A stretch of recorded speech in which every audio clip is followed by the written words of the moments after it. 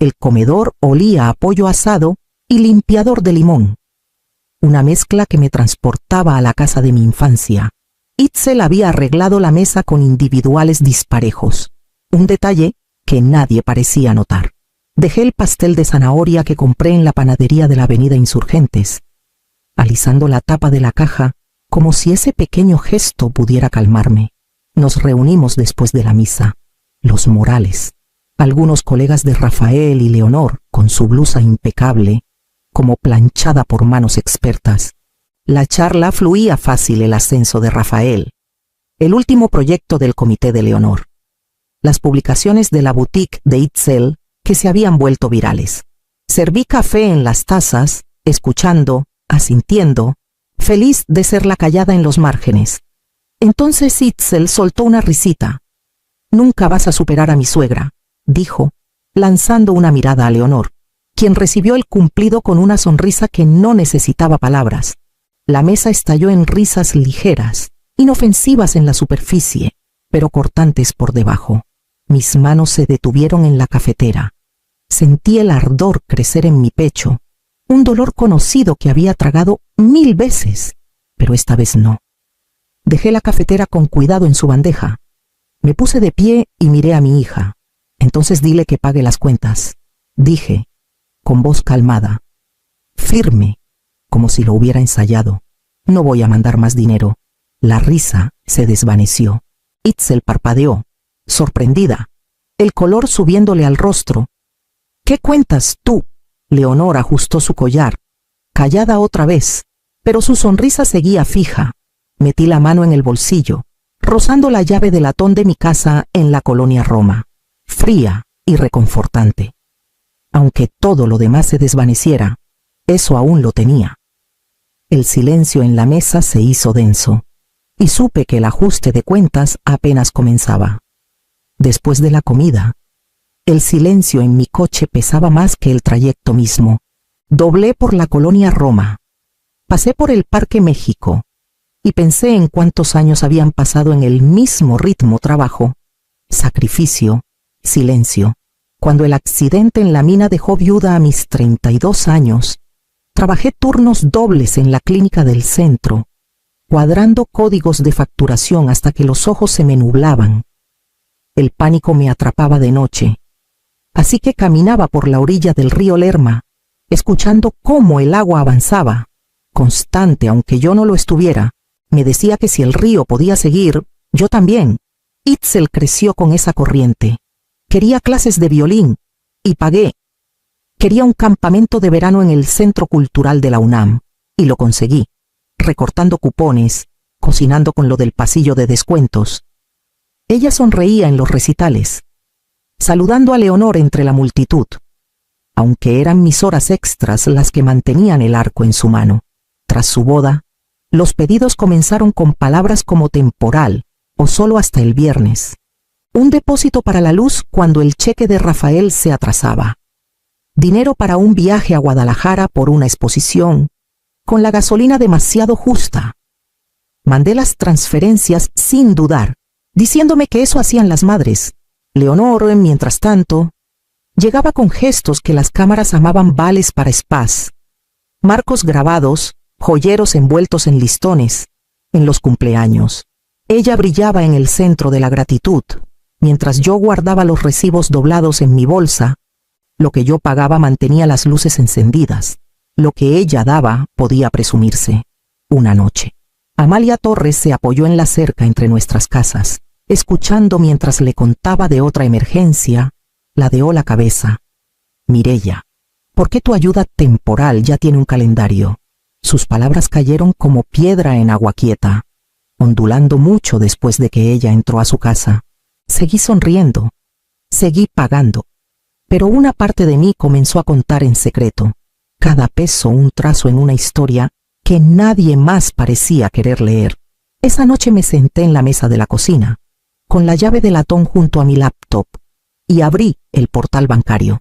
Los números retrocedían como migajas, cada transferencia etiquetada con mi letra: despensa, gasolina, renta, guardería. Las más antiguas tenían casi 4 años, pero cada una se sentía tan viva como ayer. Empecé a imprimir. Página tras página salían de la bandeja, apilándose a mi lado en un montón más pesado de lo que debería. Resalté las notas. Marqué fechas en que 2 o 3 pedidos llegaron la misma semana. Cuando sumé los totales, el número me miró fijamente: 29.624 pesos. Esperaba sentir rabia, pero lo que se asentó fue algo más plano, más hueco, agotamiento, como un pozo seco más allá de su manantial. Mientras la impresora zumbaba, recordé el día de Acción de Gracias cuando la tía Carmen preguntó por el calentador nuevo. Itzel miró a Leonor con admiración. Y Leonor, siempre elegante, sonrió como si ella hubiera firmado el cheque. Yo me quedé callada. Aunque los 4.800 pesos pesaban en mi tarjeta, acumulando intereses mientras comía pay de calabaza. Los aplausos eran para ella. La cuenta era mía. Ordené las páginas y las metí en una bolsa del súper. Al día siguiente, camino a casa, paré en la papelería de la avenida Álvaro Obregón. Pasé de largo el pasillo de los panes y encontré un folder negro barato, de esos que usan los estudiantes para clases básicas. Cerca había fundas de plástico. Compré un paquete y al llegar a casa deslicé las páginas dentro. El folder cerró con un chasquido que sonó final. Lo puse de pie en el mostrador, su lomo en blanco, pero el peso dentro innegable. No era aún un argumento, no era aún un arma, era un registro, uno que ya no podía guardar solo en mi memoria. Pasé el dedo por el borde, afirmándome: la verdad estaba impresa ahora, esperando el momento en que decidiría si esconderla o llevarla al cuarto donde las risas alguna vez me ahogaron. La semana siguiente me vi en una reunión de planeación de caridad en Polanco, de esas donde las mesas plegables se cubren con manteles florales y los portapapeles pasan como si sostuvieran las decisiones del mundo. Leonor llegó tarde, con una bufanda de seda ondeando tras ella, y besó el aire cerca de mi mejilla como si fuéramos grandes amigas. Mireya, encantadora como siempre, dijo, su voz envuelta en miel. Luego, ladeando la cabeza, añadió: todos ayudamos a nuestra manera. Algunos mantenemos el nivel. Sonreí, de esas sonrisas que sujetan los dientes en su lugar. Alrededor, las mujeres garabateaban notas sobre canastas de rifa y subastas silenciosas. El rol de Leonor siempre estaba claro. Ella ponía el toque, la cara pública, mientras otros cargaban el peso tras el telón. Esa noche, en casa de Itzel, Leonor presentó una caja de terciopelo con el dramatismo de una actriz de teatro. Dentro había unos aretes que llamó herencias. Itzel jadeó, rozándolos contra su mejilla como si cargaran generaciones. Giré la caja un poco, reconociendo el broche de tienda departamental aún pegado dentro. Leonor lo llamó tradición familiar, y nadie la corrigió. Rafael, a un lado, se inclinó hacia mí mientras los aplausos rodeaban a Leonor. Mamá no se mete con cuentas, murmuró. Ella organiza, recibe. Ese es su don. Lo miré, preguntándome si lo creía o solo necesitaba creerlo. Al día siguiente, Itzel llamó llorando. Le habían cortado el internet, y sin él, el sistema de citas de su boutique no funcionaba. Escuché, y me sorprendí diciendo: pidamos a tu suegra que divida el pago, valora las apariencias. Seguro querrá que tu trabajo brille. Llamé a Leonor esa noche. Rió con ligereza, de esas risas que descartan sin malicia. Ay, Mireya, sabes mis fortalezas. Soy un desastre con las cuentas. Pero le llevaré a Itzel un ramo fresco para levantarle el ánimo. La línea se cortó, dejándome con el silencio. Colgué, mirando el folder en mi mostrador, su lomo negro mudo pero insistente.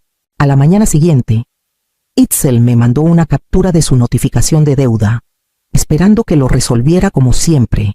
Itzel lo llamó charla de presupuesto, palabras demasiado ligeras para la tensión que cargaban. Manejé cruzando el río Lerma ese miércoles por la noche, el folder asegurado en el asiento del copiloto como un testigo no invitado. Adentro, la mesa del comedor estaba cubierta de sobres abiertos luz, gas, teléfono. Cada uno inclinado hacia mí como si ya supiera mi papel. Rafael estaba rígido en su silla, golpeando un bolígrafo contra la madera. Itzel se inclinó hacia adelante, su voz casi alegre. Hemos pensado, dijo. Tiene sentido que todos aportemos mensualmente, solo hasta que las cosas se estabilicen. Un plan familiar. Podrías programar una transferencia automática, algo fijo. Puse el folder en la mesa y lo deslicé hacia ella. Antes de hablar de nuevos planes, veamos los viejos, parpadeó. Luego hojeó las primeras páginas. Su expresión no cambió. ¿Qué dinero nunca nos diste nada importante? La habitación se ladeó. Rafael me miró. Luego bajó la vista a sus manos. Itzel presionó el botón de altavoz en su celular. La voz de Leonor llenó el cuarto, suave como seda. De verdad. Mireya, es feo llevar cuentas entre familia. Todos damos a nuestra manera. ¿Para qué avergonzarte con números? Miré del teléfono a mi hija, mi voz firme. Si no soy suficiente para tu respeto, entonces dile a tu suegra que pague las cuentas. La boca de Itzel se tensó, pero no dijo nada. Cerré el folder con un chasquido quedo. No más transferencias mensuales, no más emergencias disfrazadas de favores. Si necesitan ayuda, piden con tiempo y aceptan un no por respuesta. El silencio que siguió fue espeso, lo bastante pesado para apretarme el pecho. Leonor tosió levemente al otro lado de la línea, como esperando que me ablandara. No lo hice. Cuando me levanté, dejé el folder en la mesa. Ya no era solo mío para cargar. La puerta se cerró tras de mí, y supe que el eco de ese chasquido me seguiría a casa. Las consecuencias llegaron más rápido de lo que esperaba. 2 días después de cerrar el folder, el nombre de Leonor apareció en mi pantalla, etiquetado en una publicación de Facebook rebosante de virtud. Criar hijos es duro cuando olvidan la gratitud, escribió, seguida de emojis de manos rezando. Los comentarios llegaron pronto, mujeres de Polanco, amigas de la iglesia, vecinos que apenas conocía. Muy cierto, ánimo. Corazones y pulgares se apilaban bajo su nombre mientras el mío permanecía en silencio. Luego vinieron los mensajes grupales. Tías, primos, amigos de la familia en una tormenta de palabras. ¿Por qué tan dura? ¿Por qué avergonzar a tu hija? La familia no se trata de cuentas, Mireya. Los leí tarde en la noche. La luz de la pantalla iluminando mi pared. Cada línea reescribiendo la historia hasta que casi dudé de mí misma. Entonces, el correo trajo claridad. Un sobre con el nombre de Itzel, pero mi dirección antigua. Lo abrí antes de pensarlo, la compañía de luz. Vencido. El saldo en negritas. Lo metí en otro sobre. Escribí su dirección actual con cuidado y lo envié de vuelta. Sin nota, sin cheque. 1 semana después, la cuenta seguía sin pagar. Amalia me encontró mirando el buzón una noche y preguntó si había comido. Le conté del aviso, asintió y sugirió ir al centro, en el Palacio de Justicia de la Ciudad de México. Esperamos en la fila de ayuda legal. La empleada escuchó mientras preguntaba sobre límites financieros. ¿Sobre qué cuenta como explotación cuando el que da es un padre? No me dio formularios para demandar. En cambio, me pasó folletos sobre derechos, límites, el peso del consentimiento en las finanzas familiares. Los guardé en mi bolsa como armadura. De vuelta en casa, la mesa del comedor se sentía más grande. Mi silla recogida y sin usar. El silencio a su alrededor era filoso pero limpio. De esos que dejaban escuchar mi respiración sin interrupciones. Me senté ahí un buen rato. La llave de latón tibia en mi palma, entendiendo que perder un lugar en su mesa no significaba perder mi suelo. A fin de mes, las grietas se notaron. El sitio de la boutique de Itzel cayó sin aviso, su internet suspendido tras 2 pagos fallidos. Sus mensajes eran frenéticos, llenos de signos de exclamación y súplicas a medias. Sin el sistema, no podía confirmar citas ni programar pedidos. Los clientes se fueron a otras tiendas y su pánico se desbordó por la línea. Rafael vino a mi casa una noche. los hombros tensos bajo su saco aunque hacía calor. Intentó sonar calmado, pero sus palabras tropezaban. Pensé que intervendrías. Honestamente, nunca hicimos un presupuesto estricto. Dábamos por hecho que tú, bueno, cubrirías los huecos. Se movió bajo mi silencio, añadiendo, Itzel depende de ese negocio. Si las cuentas no se pagan, perderá su reputación. Al día siguiente, Leonor llamó. Su voz serena como siempre, ofreció reformular a Itzel en línea, pulir su imagen, incluso organizar una sesión de fotos en el Mercado Roma. Cuando pregunté por saldar las deudas, su tono se enfrió. No manejo cuentas, Mireya. Mi fuerte es la visibilidad. Déjame hacer lo que sé. El miedo de Itzel se volvió enojo. Siempre pensará que soy poca cosa, dijo, caminando de un lado a otro en su cocina.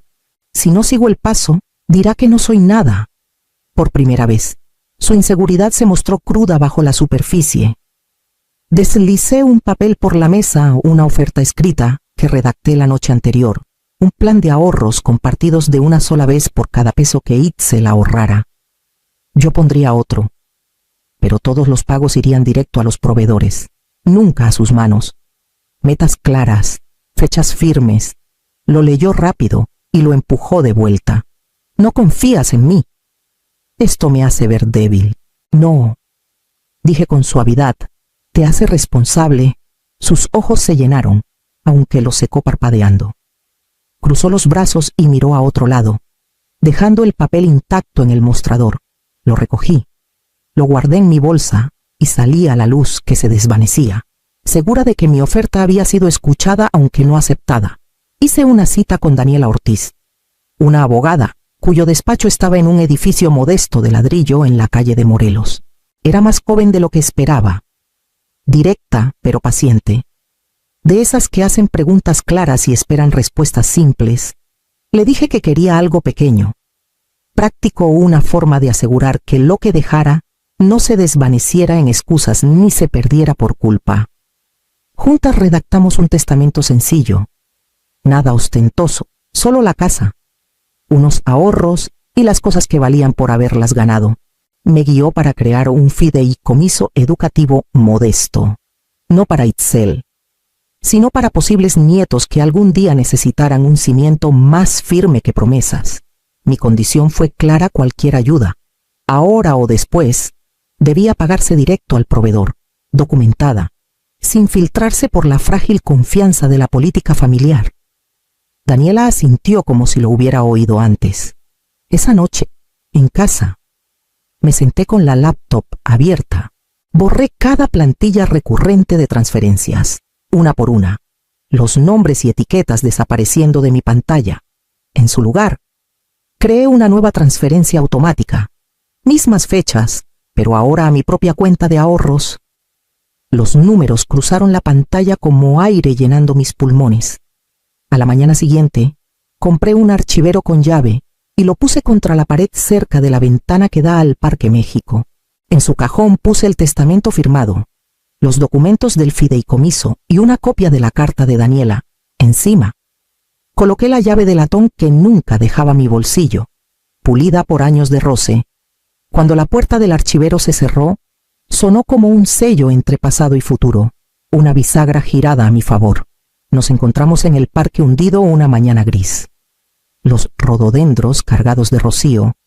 Itzel caminaba rápido, los brazos cruzados, sus palabras más filosas que el aire. Me hiciste quedar en ridículo, dijo sin rodeos. Leonor lo ve todo. Piensa que no puedo manejar, que no valgo. Le diste la razón. Mantuve el paso tranquilo, la grava crujiendo bajo mis pies. No, Itzel, no probé nada. Pagué para que pudieras fingir que ella lo hacía. Su rostro se tensó, las palabras cayendo más duro de lo que quería admitir. Se detuvo junto a una banca, mirando al suelo. Su aprobación es el único marcador que tengo. Si la pierdo, lo pierdo todo. Me senté, dejándola de pie sobre mí. No tienes que perderla, tienes que dejar de vivir por ella. Te hago la misma oferta de antes: 3 meses de ayuda pagada a proveedores. renta, internet, lo esencial, pero requiere un presupuesto escrito. Y tú lo presentas. Sin intermediarios, sin fingir. Itzel negó con la cabeza. Luego asintió. Luego volvió a negarlo. Haces que parezca que no puedo. Si Leonor se entera, pensará que fallé. No fallas por rendir cuentas. Dije, fallas si te escondes en su sombra. Se hundió en la banca a mi lado. La voz quebrándose baja. No sé si pueda, ni siquiera sé si quiero intentarlo. Ella lo torcerá. Den, tómate tiempo, dije con suavidad. Saqué de mi bolsa un sobre, no dinero, sino un paquete que imprimir recursos comunitarios, plantillas de presupuesto, números a los que llamar. Lo sostuvo sin abrirlo, mirando el papel como si pesara más de lo debido. Lo dejé en sus manos. Me levanté y volví al sendero. El aire olía a tierra mojada, de esa que promete crecer si le das paciencia. El primer cambio llegó en silencio. Itzel me mandó un mensaje con la foto de un aviso de mora, seguido de un texto corto. Rafael y yo queremos intentar el plan. Por primera vez, no pidió efectivo. Pidió la estructura que puse frente a ella semanas antes. Acepté. Nada más. Nada menos. El silencio de Leonor vino después. Sus publicaciones sobre gratitud y sacrificio dejaron de aparecer. Su voz retirándose del escenario que había construido. Supe por Rafael que estaba molesta, pero no me llamó. Tomé su silencio como su propio límite. Un domingo tranquilo, caminé por el río Lerma, el agua firme bajo la luz de la tarde. Compré un ramo en el mercado de Medellín, flores brillantes que antes habría considerado innecesarias. En casa, su color llenó la cocina, prueba de que las pequeñas alegrías valen su precio. La semana siguiente, presenté el testamento actualizado y el fideicomiso en la oficina de Daniela. De vuelta en mi casa, moví el folder al fondo del archivero con llave. Ya no necesitaba estar en el mostrador, cargado de acusaciones. No era más un arma, solo un registro. Tomé café con Amalía, contándole lo que se asentó en mí. La familia no son los que aplauden más fuerte, dije. Son los que pagan con respeto, los que hablan con recibos cuando la verdad lo pide. Esa noche giré la llave de latón en mi palma. Luego la puse de nuevo en el archivero. Mi puerta seguiría abierta para conversaciones, pero cerrada para retiros. Cuando dejas de pagar por la historia que te borra, ¿qué nuevo capítulo financiarás? Con dignidad primero. El aroma del pavo asado y la salvia flotaba en la casa de Alejandra, en la colonia Roma de Ciudad de México. Una de esas casas de adobe con fachada de ladrillo que parecían sacadas de una postal navideña. Entré con un pay de calabaza en las manos, todavía tibio del horno, hecho con la misma receta que llevaba décadas perfeccionando especias justas. Masa estirada con paciencia. La voz de Alejandra resonó desde el comedor. ¿No es increíble este centro de mesa, mamá? Te luciste otra vez. Sonreía radiante a Beatriz, quien se pavoneaba con el halago. El centro era un arreglo brillante de lirios comprados, con tallos escondidos en un jarrón plateado. Beatriz lo tocó como si fuera un trofeo. Marisol, llamó mi hija, casi como si se le olvidara. Puedes dejar tu pay en la mesa auxiliar. Hizo un gesto vago. Sus ojos ya de vuelta en su suegra. Deslicé el pay al borde de la mesa abarrotada, sin que nadie más lo notara. Beatriz tomó el lugar principal sin dudar, sus pulseras tintineando mientras se acomodaba. Alejandra la había colocado ahí, claro, y a Gabriel lo puso en la otra punta. Yo encontré un sitio a medio camino, apretujada entre uno de los nietos y una silla traída de la cocina. No es que esperara honores, pero el contraste era evidente. Había criado a Alejandra con presupuestos justos y largos inviernos, y aún así, aquí estaba, arrinconada, mientras Beatriz era coronada matriarca. La charla fluía a mi alrededor, casi toda sobre las opiniones de Beatriz, el nuevo café en la Condesa, sus ideas para redecorar el comedor de Alejandra. Cada comentario suyo arrancaba risas, asentimientos, acuerdos rápidos. Me sorprendí alisando la servilleta en mi regazo, escuchando sin sumarme. 10 años de estos días festivos donde mi presencia era notada, pero mi voz ignorada, mi lugar sutilmente ocupado por alguien más brillante. Miré el pay, su corteza reluciendo, medio escondido en las sombras del aparador. Se veía fuera de lugar junto al imponente centro de mesa de Beatriz, igual que yo en esa casa. Mis manos se cruzaron, luego se detuvieron. Alejandra tomó la mano de Beatriz. No sé qué haría sin ti. Y pensé, no por primera vez, que mi hija había regalado mi lugar hace mucho tiempo. Alcé mi copa, forzando una sonrisa, preparándome para otro año de silencio que se extendía más allá de la mesa, hasta cada rincón de nuestras vidas.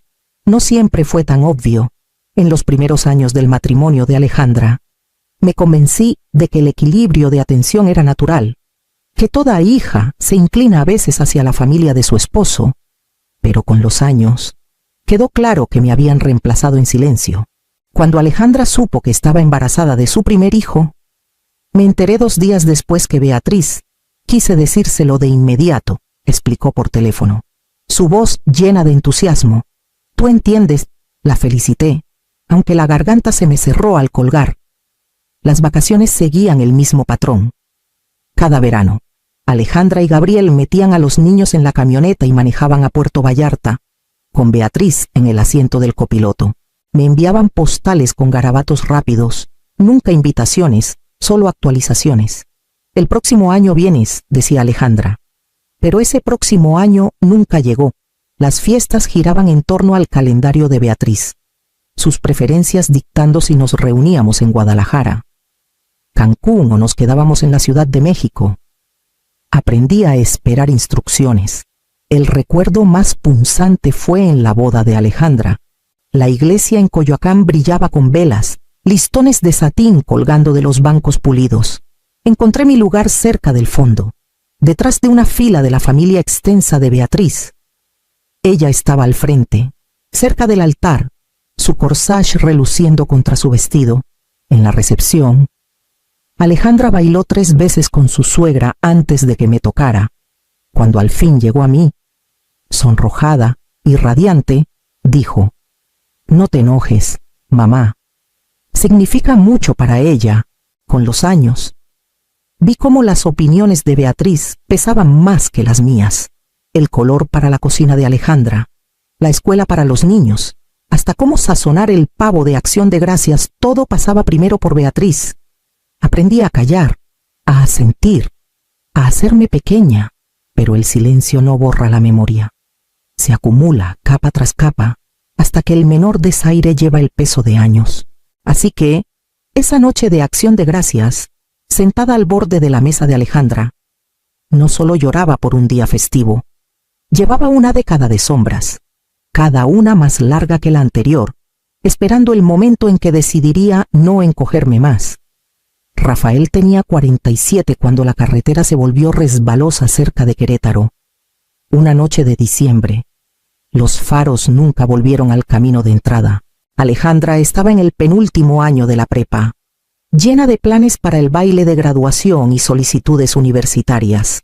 Yo quedé con una hipoteca, una hija y un silencio que cubrió la casa como escarcha permanente. Encontré estabilidad como pude trabajando. La Universidad Nacional Autónoma de México me ofreció más horas en la biblioteca y tomé todos los turnos disponibles, mañanas catalogando archivos, tardes acomodando libros, fines de semana en salas de estudio. Rara vez me permitía sentarme en casa. El ritmo del trabajo atenuaba el duelo, aunque el cansancio se volvió mi compañero más cercano. La colegiatura de Alejandra fue mi primera meta. Guardé cada peso. Incluso pospuse reparaciones en la casa para que su solicitud a la Ibero no fuera otro recordatorio de lo que no podíamos pagar. Cuando llegó su carta de aceptación, lloré en la cocina. No por el futuro que había asegurado, sino porque sabía que lo había hecho posible.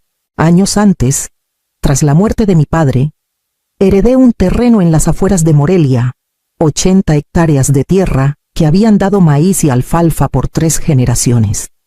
Era demasiado para mí. Así que vendí la mitad, poniendo las ganancias en una cuenta en la Cooperativa de Crédito de la Ciudad de México. Un asesor sugirió fondos de inversión. Escuché. Lo que empezó como un paso cauteloso se convirtió en una educación silenciosa. Leía reportes anuales a medianoche. Subrayaba artículos en el periódico. Aprendí a estudiar mercados como otras mujeres estudian recetas. Cada año, las cifras crecían lento al principio, luego con velocidad sorprendente. Para cuando Alejandra formaba su propia familia, mis cuentas se habían multiplicado de formas que apenas me atrevía a admitir. No se lo dije a nadie. Los vecinos solo veían a una viuda que manejaba un bocho viejo y vivía en la misma casa modesta de siempre. La verdad era otra. Bajo esa calma, había construido algo sólido, protegido con secreto. En 3 décadas, la cifra alcanzó 13 millones de pesos, más que suficiente para cambiar el equilibrio de cualquier mesa familiar. Y aún así, nadie lo sabía. Menos Alejandra, quien aún medía mi valor por el lugar que me ofrecía. Beatriz sabía hacerse indispensable. Tenía esa confianza que llenaba cualquier cuarto. Y Alejandra se aferraba a ella como si fuera oxígeno.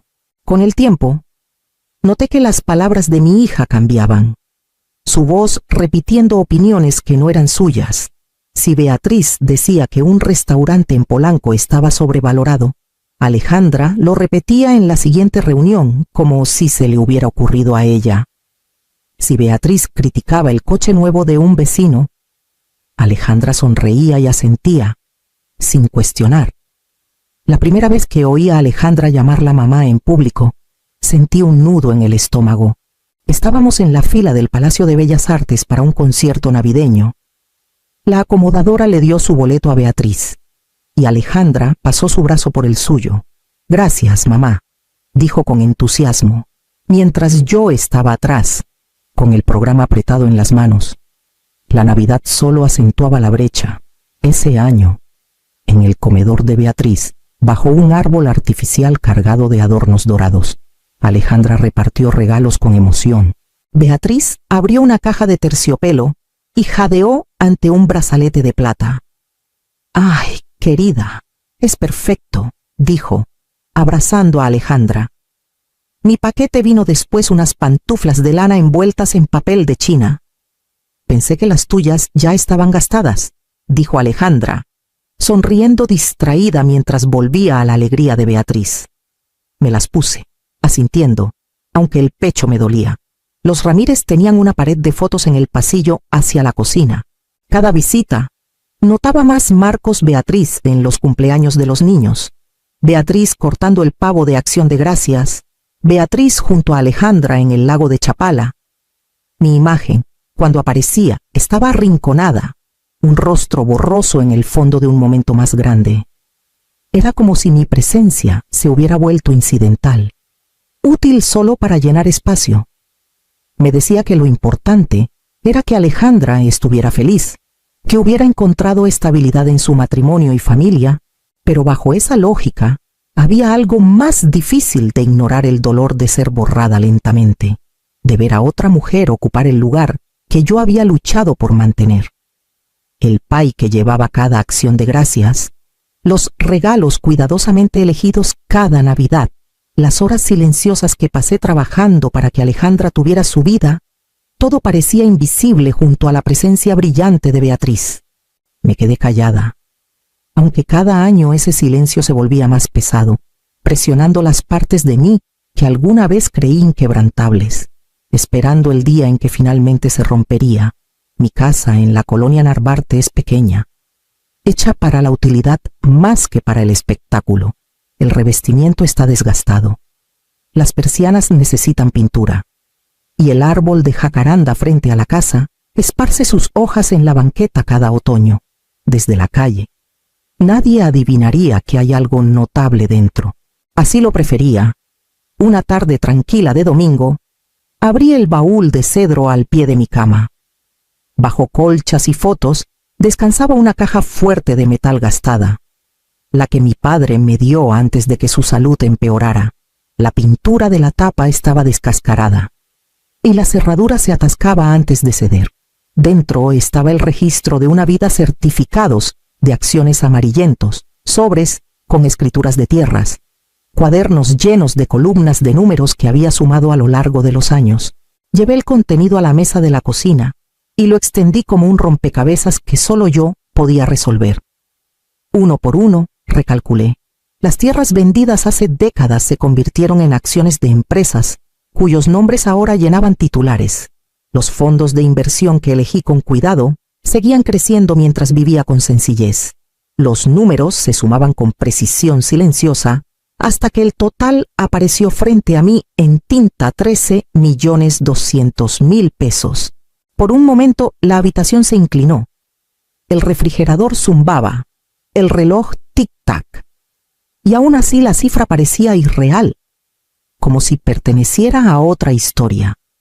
Pensé en Alejandra, que asumía que mi valor terminaba en guisados y cupones.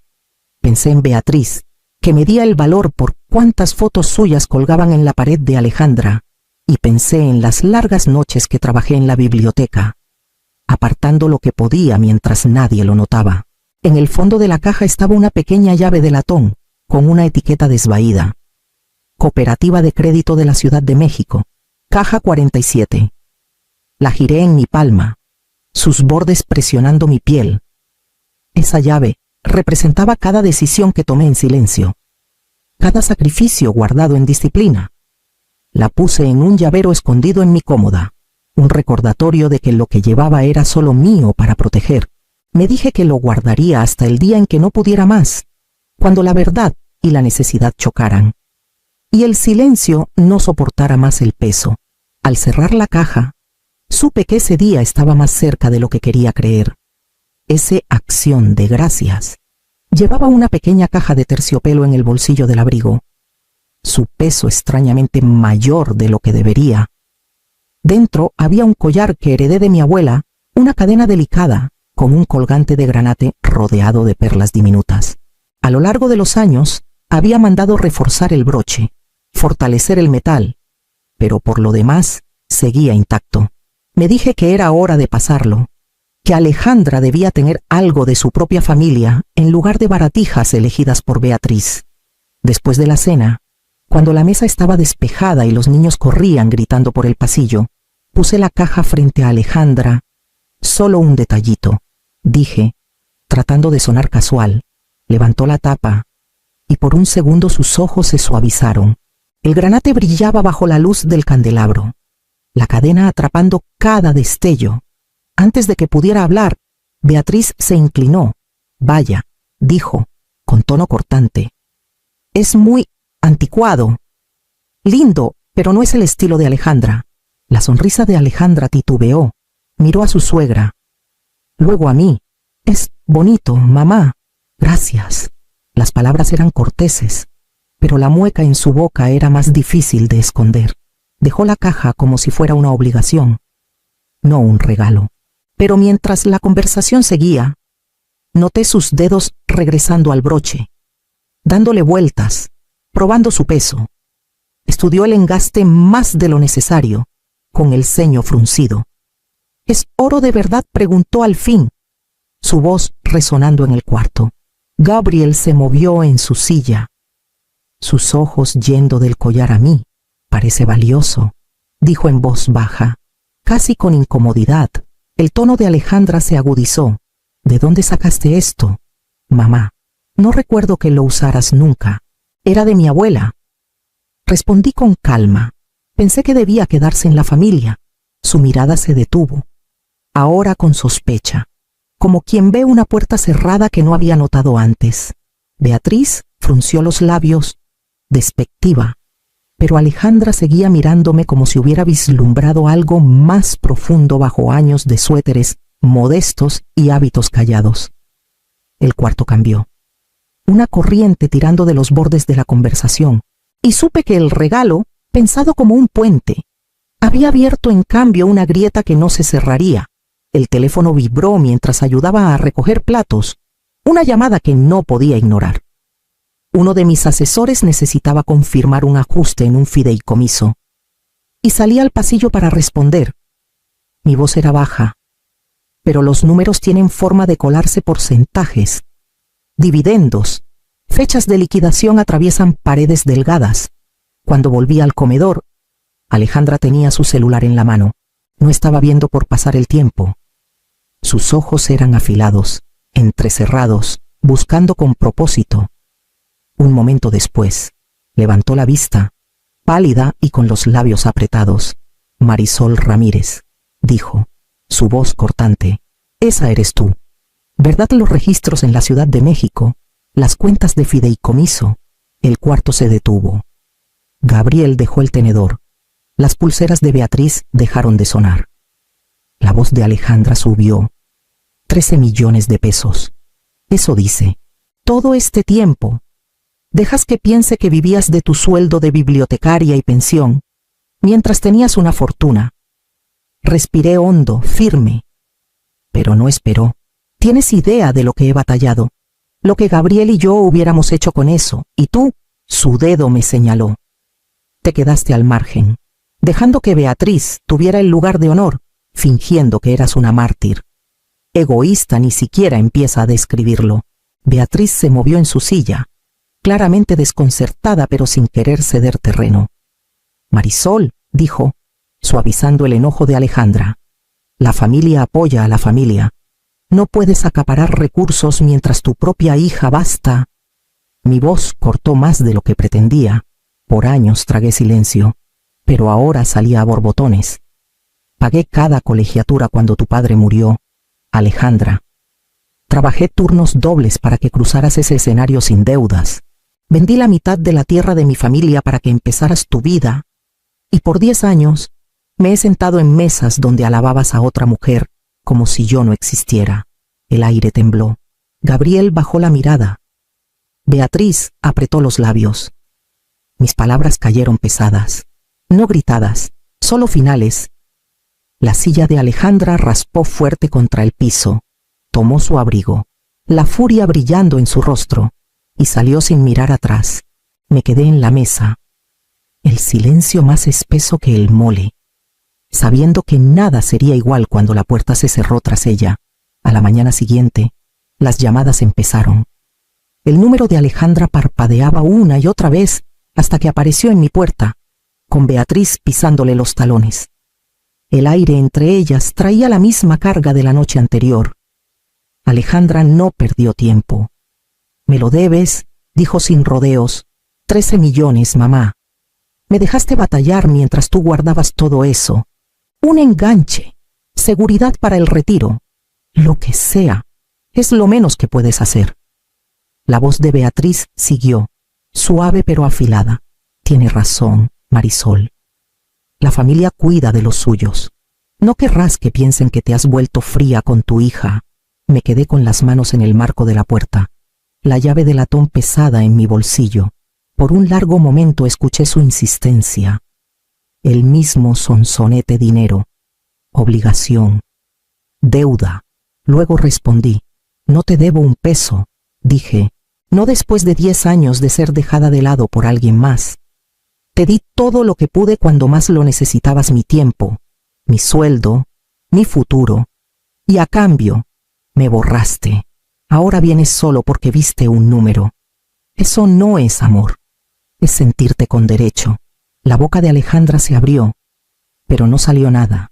Beatriz apretó los labios, incapaz de ocultar su irritación. Cerré la puerta con suavidad, sin azotarla, y dejé que su silencio se asentara al otro lado.